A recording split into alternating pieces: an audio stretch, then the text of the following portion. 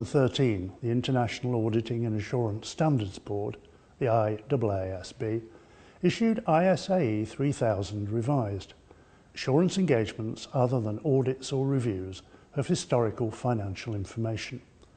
This is hardly a title that a marketing department would approve of, especially as assurance reports have to include a statement that the engagement was performed in accordance with it. Why not just say ISAE 3000 Assurance Engagements?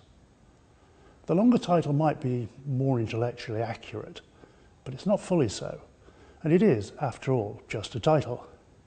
It had me worried for years that the only mention of independence in an auditor's report is just in its title, but at least that's about to change. ISAE 3000 is one of the non-audit standards issued by the IAASB. Other non-audit standards are those for reviews, which are also assurance, and compilations, which are not strictly assurance in a theoretical way. Compilations, or accounts preparation engagements, can increase user confidence because users know a professional accountant in public practice is prepared to put their name to the financial statements. In the rest of this video, I'm generally going to refer to professional accountants in public practice as practitioners. At the same time as ISAE 3000, the IAASB reissued the International Framework for Assurance Engagements and made some related conforming amendments to other standards. The International Framework for Assurance Engagements is not itself a standard. It doesn't contain requirements that must be followed. What it does is establish the language and concepts that you'll find in standards for reviews, other assurance, and indeed for audits.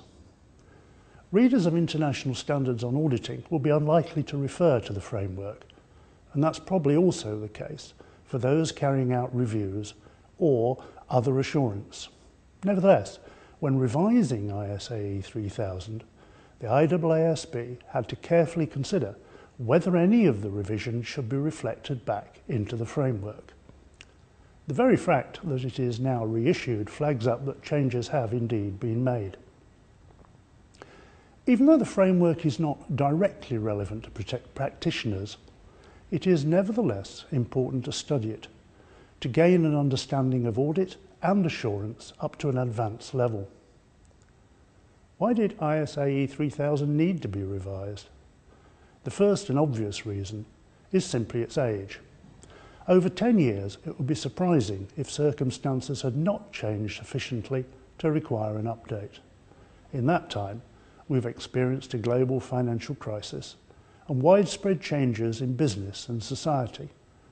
For example, as I recorded this video, one of the notable anniversaries being celebrated was 10 years since the birth of Facebook social networking.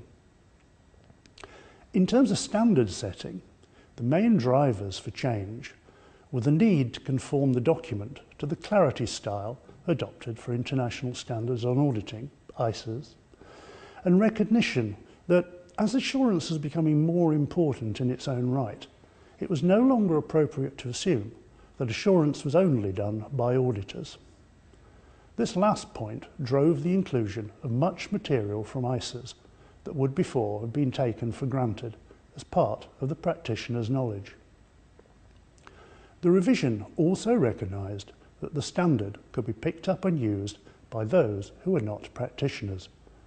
To refer to these parties, which might for example be a firm of environmental consultants, the standard uses the term competent practitioner other than a professional accountant in public practice.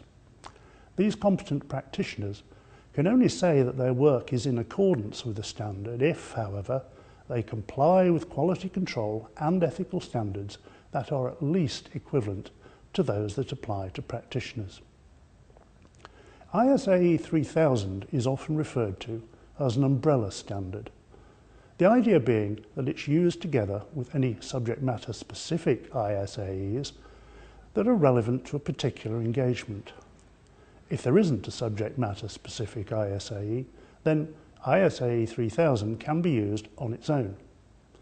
The other ISAEs currently in issue are 3400, the examination of prospective financial information, 3402, assurance reports on controls at a service organisation. 3410, assurance engagements on greenhouse gas statements. And 3420, assurance engagements to report on the compilation of pro forma financial information included in a prospectus. The revision project for ISAE 3000 had to include consideration of how it fitted together with such subject matter specific ISAEs. This was particularly important because of the decision to include material that reflected what was in ISAs. For example, topics such as planning, using the work of experts and documentation. There was even debate over whether separate ISAEs were needed for such topics, but that idea was not taken forwards. The revisions project didn't just apply the Clarity drafting conventions to the old ISAE 3000. It had to take account changes to international standards on auditing over the last 10 years. These have been substantial and included fundamental changes to the audit risk model and the introduction of a new standard for group audits. There were several technical areas that generated a lot of debate during the project. I'll cover 3 of these now. The first is the boundaries of the project. Second is the treatment of reasonable assurance and limited assurance. And the third is the application of the standard to what are termed direct engagements. In part, because the project was being carried out at the same time as the project to revise the standard for review engagements, commentators raised concerns about the concepts. If you want to research this further, a good starting point is the agenda papers for the June 2012 meeting of the IAASB.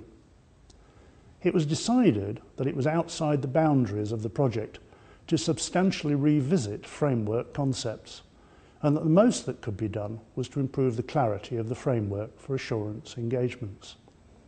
Fundamentally, this means that in some people's eyes, the resulting standard is flawed. But to put that right will require a separate, wide-reaching project for the IAASB to revisit the whole of its thinking about assurance and the way that standards are set. Reasonable and limited assurance have been sensibly treated in ISAE 3000. Reasonable assurance is what an audit provides. I sometimes refer to this as investment-grade assurance. Limited assurance, by contrast, is literally any assurance that does not amount to reasonable assurance. ISAE 3000 insists that an assurance engagement is not to be undertaken unless the limited assurance is meaningful. Standard defines meaningful as enhancing confidence to a degree that is clearly more than inconsequential. I think the practical definition would be that it is not only clearly more than inconsequential, but that it's worth paying for.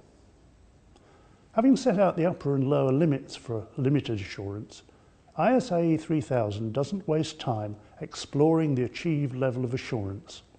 It's up to users to make up their own minds whether what the practitioner does provides the assurance they need. Given that ISAE 3000 can be applied to a wide range of engagements, I think the biggest challenge for practitioners will be reporting in such a way that users have a reasonable appreciation of just how much limited assurance they're receiving. That brings me to direct engagements. In a direct engagement, the practitioner essentially prepares the information and then reports on it. These engagements are not new and were within the scope of ISAE 3000 before revision. They still are. In order to make ISAE 3000 easier to use for the majority of assurance engagements, now referred to as attestation engagements, a decision was taken to eliminate